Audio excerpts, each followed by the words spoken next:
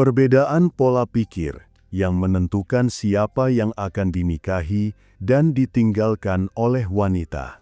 Dalam hubungan, setiap pria dan wanita pada akhirnya tidak jatuh cinta pada orang yang paling menarik, tapi pada orang yang paling selaras dengan pola pikir terdalam mereka. Kamu bisa punya wajah rupawan, karir mapan, bahkan kepribadian yang menyenangkan.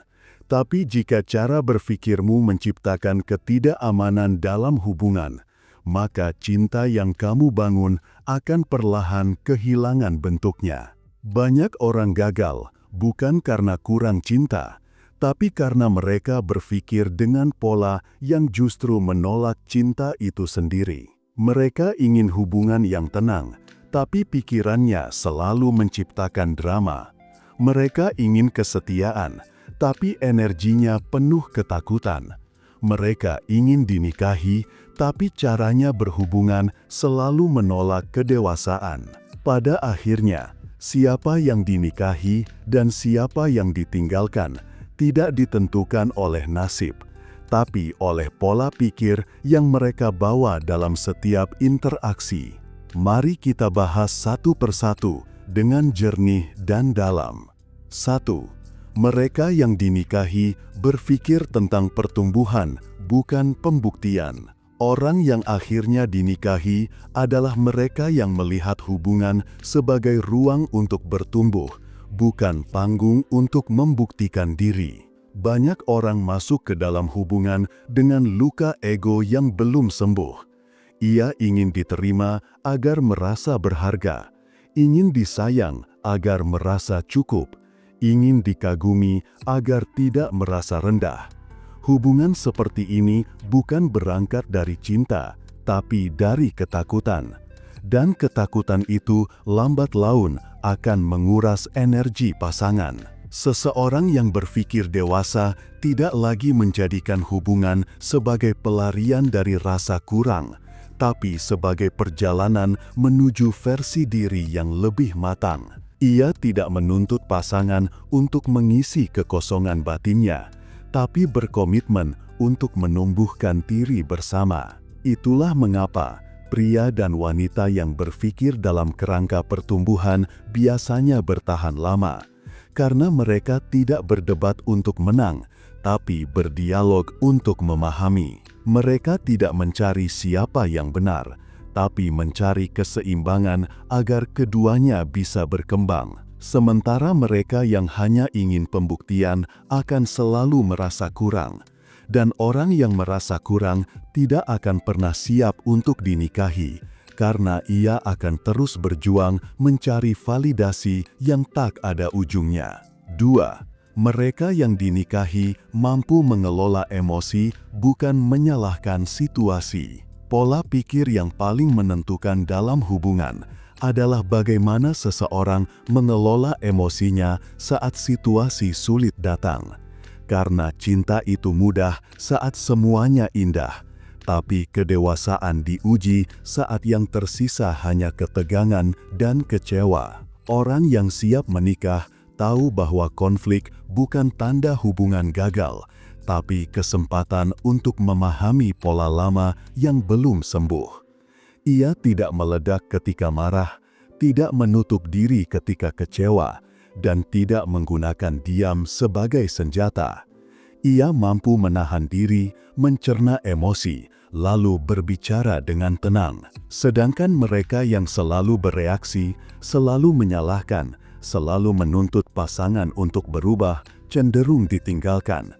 Karena tidak ada cinta yang bisa bertahan di tengah badai emosi yang tidak terkendali. Kemampuan mengelola emosi bukan hal romantis, tapi itu pondasi yang menentukan apakah hubungan bisa aman untuk ditinggali. Orang yang tidak bisa menenangkan dirinya sendiri akan membuat pasangannya terus berada dalam mode bertahan, bukan mode berkembang. Dan tidak ada orang yang ingin menikah dengan ketegangan seperti itu. 4. Mereka yang dinikahi mampu melihat hubungan sebagai kemitraan, bukan pertandingan. Orang yang belum dewasa memandang hubungan sebagai ajang pembuktian siapa yang lebih dominan. Ia ingin dihargai tanpa belajar menghargai. Ia ingin didengar tapi menolak mendengar. Ia ingin menang dalam argumen, bukan menang dalam kedamaian. Sementara mereka yang siap untuk hubungan jangka panjang tahu bahwa cinta bukan pertarungan ego. Hubungan bukan siapa mengalah, tapi siapa yang berani sadar lebih dulu. Ketika pasanganmu marah, yang dibutuhkan bukan jawaban, tapi ruang aman. Ketika pasanganmu salah, yang dibutuhkan bukan hukuman, tapi kehadiran. Itulah pola pikir yang membuat seseorang dinikahi, karena orang yang melihat hubungan sebagai kemitraan akan fokus mencari cara agar keduanya bisa kuat bersama. Ia tidak menumpuk dendam, tidak memanipulasi, dan tidak berlomba untuk benar. Sedangkan mereka yang memandang hubungan sebagai arena kekuasaan lambat laun akan ditinggalkan. Karena cinta tidak tumbuh di medan perang. Ia hanya bisa hidup di ladang kesadaran, di mana dua orang mau sama-sama melepas senjata dan membuka hati. 5. Pria yang memimpin versus pria yang mengikuti. Wanita tidak ingin hidup dengan pria yang selalu mengikuti alur emosinya. Mereka ingin hidup dengan seseorang yang mampu menavigasi arah. Seorang pria yang kuat bukan berarti harus dominan dalam arti kasar, tapi ia memiliki kompas batin yang jelas. Ia tahu apa yang ia mau, tahu kemana hidupnya berjalan, dan tahu batasan yang tidak bisa dilanggar demi stabilitas jiwanya. Sementara banyak pria yang kehilangan arah karena ingin terus menyenangkan pasangannya. Mereka tidak sadar bahwa setiap kali mereka mengorbankan prinsip demi kenyamanan sesaat, wanita kehilangan rasa aman di bawah kepimpinannya.